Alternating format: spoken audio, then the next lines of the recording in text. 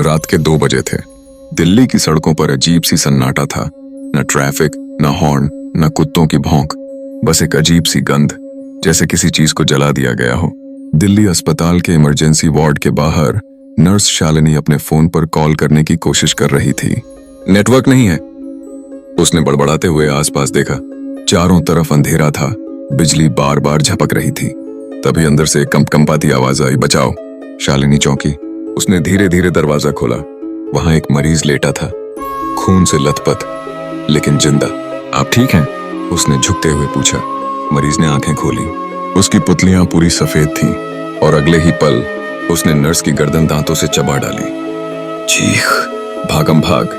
अस्पताल में अफरा तफरी मच गई। डॉक्टरों ने उसे साइकोटिक केस समझा, पर अगले आधे घंटे में 7 और लोग वही लक्षण दिखाने लगे। और फिर पूरे इमरजेंसी वार्ड में एक ही चीख गूंजने लगी, ज़ॉम्बी। राघव एक साधारण कॉलेज स्टूडेंट था। उसका अलार्म बजा सुबह 7 बजे। वो खिड़की से बाहर झांक रहा था कि उसके मोबाइल पर एक नोटिफिकेशन आया, दिल्ली में बायोलॉजिकल ब्लास्ट, 48 घंटे के लिए शहर सील, कृपया घर से बाहर न निकलें। ये मजाक है क्या? उसने सोचा। तभी सड़क पर सामने वाले फ्लैट का चौकीदार एक गाड़ी की बोनट से टकराया, फिर उठकर ऐसे चलने लगा जैसे उसकी हड्डियां जवाब दे चुकी हों।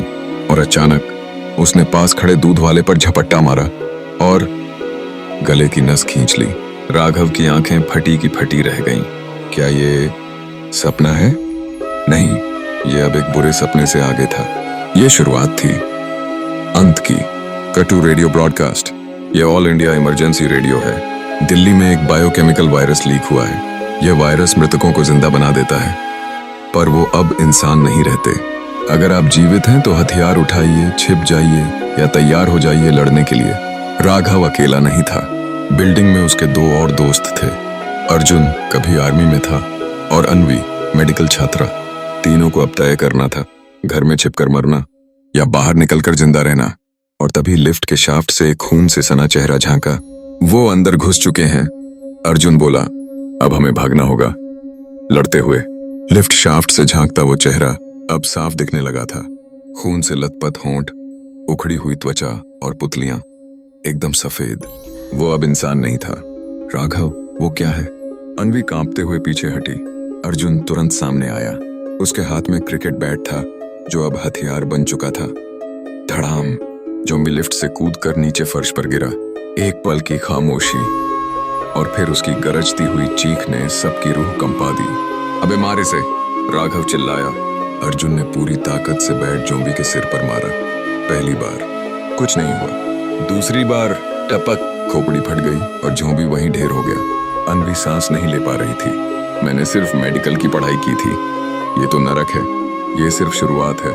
अर्जुन बोला, अगर यहाँ से बाहर निकलना है तो लड़ना सीखो। बिल्डिंग के ग्राउंड फ्लोर पर जाने के लिए उन्हें 3 मंजिल नीचे जाना था, लेकिन लिफ्ट बंद थी और सीढ़ियों पर चीखें आ रही थीं। ज़ॉम्बी सीढ़ियों पर हैं। क्या हम छत से जा सकते हैं? राघव ने पूछा। अर्जुन ने सर हिलाया। नहीं, वहां रास्ता बंद है। हमें नीचे ही जाना होगा। एक फ्लैट में शॉर्टकट है जिससे पार्किंग तक पहुंच सकते हैं। तीनों धीरे धीरे नीचे उतरने लगे। हर दरवाजे से खरोंचने की आवाजें, हर मोड़ पर कोई आहट, हर परछाई से डर। तभी दूसरी मंजिल के कोने से एक महिला ज़ॉम्बी ने हमला कर दिया। उसकी आंखों से खून बह रहा था और हाथ में चाकू। ज़ॉम्बी के पास चाकू। अन्वी हैरान थी। ये शायद मरने से पहले का रिफ्लेक्स हो। वो जो चीज पकड़ता है मरने के बाद भी नहीं छोड़ता। राघव ने कुर्सी उठाकर उसके सिर पर दे मारी। चाकू जमीन पर गिरा। ज़ॉम्बी चीखी और गिर पड़ी। ये दूसरी हत्या थी, पर राघव की पहली। उसका हाथ कांप रहा था। जिंदा रहना है तो मारना सीखो। अर्जुन ने कंधा थपथपाया।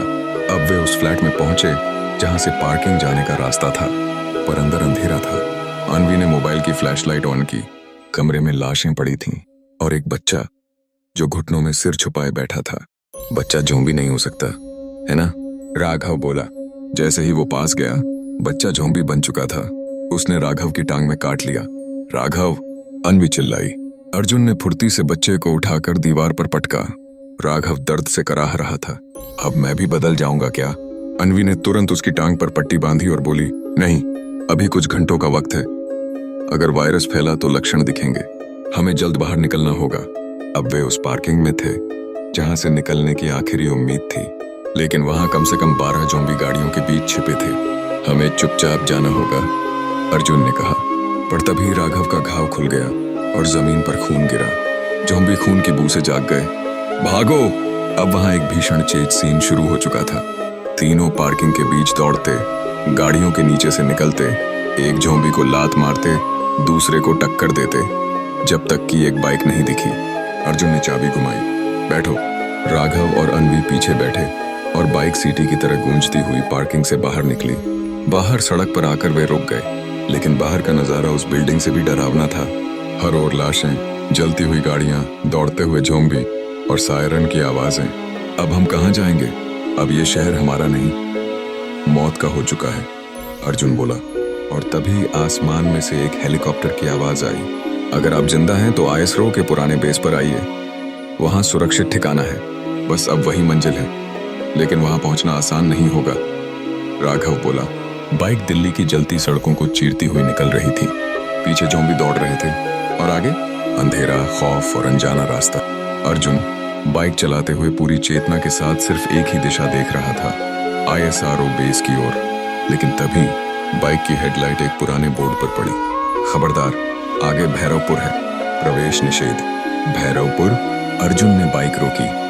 नक्शे में ये शॉर्टकट है, लेकिन अन्वी बोली, हमारे पास वक्त नहीं है, यही रास्ता लेना होगा। भैरवपुर गांव एकदम सुनसान था। ना इंसान, ना आवाज, सिर्फ हवा की सरसराहट और जले हुए घरों की गंध।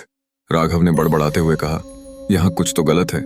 वे एक पुरानी हवेली की ओर बढ़े, जहां शायद रात गुजार सकते थे। दरवाजा अजीब सी आवाज करता हुआ खुला और अंदर पूरे गांव की लाशें एक कतार में बैठी थीं। तभी अर्जुन बोला, इनमें से कोई एक जिंदा होगा। और अगले ही पल एक बूढ़ी औरत की लाश खड़ी हो गई। भागो! अर्जुन ने चिल्लाते हुए राघव और अन्वी को पीछे धकेला। वो बूढ़ी ज़ॉम्बी उन पर कूद पड़ी। उसके हाथों में तेज लोहे की कीलें गड़ी थीं। अर्जुन ने लकड़ी की कुर्सी उठाकर ज़ॉम्बी पर फेंकी।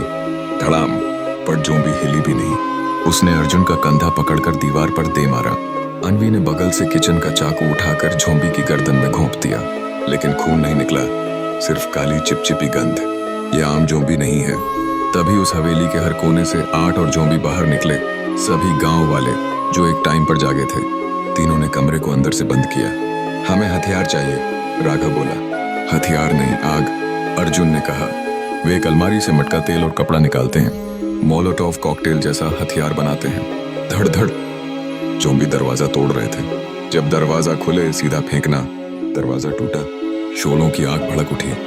ज़ॉम्बी चीखते हुए पीछे हटे। अर्जुन ने एक को लात मारकर सीढ़ियों से नीचे गिराया। राघव ने एक का सिर दीवार से टकराया। अन्वी ने पहली बार खुद ज़ॉम्बी के सीने में चाकू घोंपा। ये गांव, ये लोग अचानक क्यों जागे? राघव ने जमीन पर पड़े एक पुराने लैपटॉप को ऑन किया। उसमें एक वीडियो था, इसरो के एक वैज्ञानिक की। भैरवपुर एक बायोलॉजिकल टेस्ट साइट थी। हमने यहाँ एक वायरस टाइप 6A टेस्ट किया था, लेकिन गांव वाले मरने के बाद भी जागते रहे। ये ज़ॉम्बी नहीं, कंट्रोलेबल होस्ट्स हैं, जिनकी चेतना को कोई दूर से चला सकता है। मतलब कोई है जो इन्हें ऑपरेट कर रहा है। कोई इंसान? अर्जुन का चेहरा डर से सख्त हो गया। गांव के पीछे एक सुरंग थी, आईएसआरओ बेस का गुप्त रास्ता। तीनों उस सुरंग में दाखिल हुए। वहां अंधेरा, सीलन और खामोशी थी। लेकिन जैसे ही उन्होंने टॉर्च जलाई, सैकड़ों ज़ॉम्बी छत से उल्टे लटक रहे थे। ये क्या है? किसी मंदिर जैसा, अन्वी ने कहा। नहीं, ये टेस्टिंग चैम्बर है, राघव ने वीडियो को याद करते हुए कहा। तभी छत पर लटके ज़ॉम्बी एक एक कर नीचे गिरने लगे। अब फाइट नहीं, भागने का टाइम था।